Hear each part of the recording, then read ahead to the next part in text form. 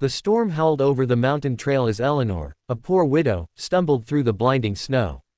In her arms lay a small, lifeless bundle wrapped in torn cloth, her child, gone too soon. Her lips trembled as she reached a wooden cabin, smoke curling weakly from its chimney. She knocked weakly, then collapsed.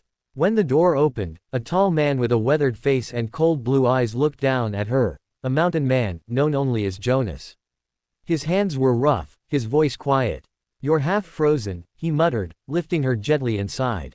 Hours later, as she warmed by the fire, she whispered, "Please, bury my child. I can't dig through the snow."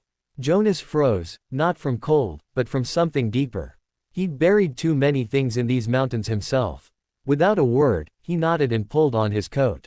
The next morning, Jonas carried the small bundle through the snow, Eleanor trailing behind.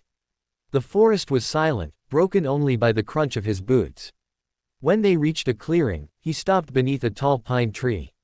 He knelt, pulled out his axe, and began breaking the frozen earth.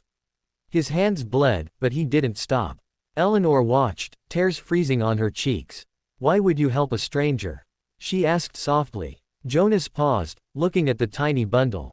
"Because once, no one did it for me." When the grave was ready, Eleanor placed her child inside, whispering a prayer. Jonas covered it carefully, then placed a small wooden cross he'd carved. She looked up at him, this stranger who gave more kindness than anyone she'd known. For the first time in months, she whispered, "Thank you." He nodded once. "You'll stay here till the snow melts." Days passed. Jonas spoke little, but his actions spoke volumes, chopping wood, cooking simple meals, fixing the roof. Eleanor helped where she could, though grief made her slow. At night, she'd stare into the fire, and he'd sit nearby, carving something out of wood. One evening, she asked, "What did you lose?" He didn't look up. "A family. A long time ago." She said nothing more, but the silence between them changed, softer now, filled with shared pain.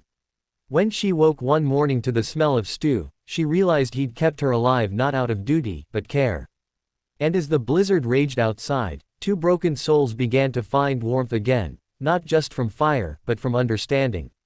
When the storm finally eased, Eleanor stepped outside. The mountains were silent, glistening under a pale sun. She found Jonas kneeling by the grave, hat in hand. "I had a daughter once," he said quietly. "She didn't make it through one winter." Eleanor's breath caught. It explained the depth in his eyes, the gentleness in his rough hands. "You buried her here." He nodded. "And now your child rests beside her. Maybe they'll have company in heaven." She touched his shoulder, whispering, "Maybe we both needed someone to remember them with." For the first time, he smiled, faint, fragile, but real. When spring came, the snow melted into rivers of life. Wildflowers grew around the graves beneath the pines. Eleanor packed her small bag, ready to leave. "You've done enough for me," she said, eyes glistening. Jonas shook his head. "You gave me something I'd lost, peace." She hesitated, heart aching. "And you gave me life again." He looked at her for a long time, then said softly, "Stay. There's enough room here for two hearts that need healing." Eleanor's tears fell freely now. She nodded. That night, the mountain cabin glowed warm against the twilight, a light not of sorrow, but of rebirth. And though two graves lay under the pines, two living souls had finally found something worth keeping: hope.